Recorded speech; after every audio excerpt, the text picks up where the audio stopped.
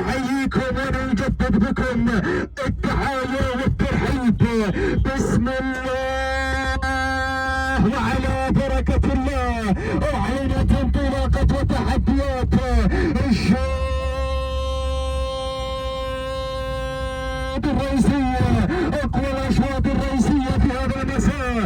1200 متر سن الإبكار أتقدم بمقدمة الشوط، وتابع طه طويريق بن سلطان الرسلاني من يستفتح النداء بين المركز الثاني، وتابع النساء وصل سليم بالثاني بن عايد البليلي يقدم الحذير حذر راعي حذير بين المركز الثالث وبقيم بن نياح مع سيف بين المركز الرابع جبار صالح بن رشيد الحربي والاسماء طلت الثانيه بن جراح الحاضر وبن بزاع وشعار العرمون.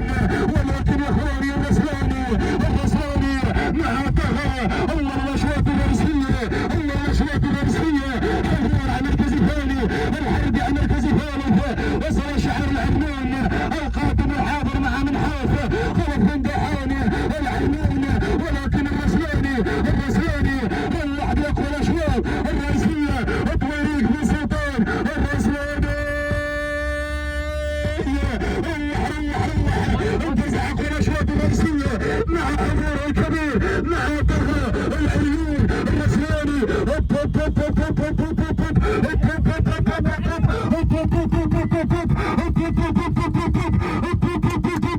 وين الانتصار؟ وين الناس؟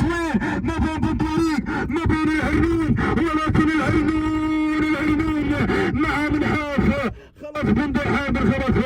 العينون قدم منحاف خاطفة اقوى الاشواط الرئيسية اللي حل على المركز الثاني سلطان في لحظات طويريق بن سلطان الرسلاني. المركز الثالث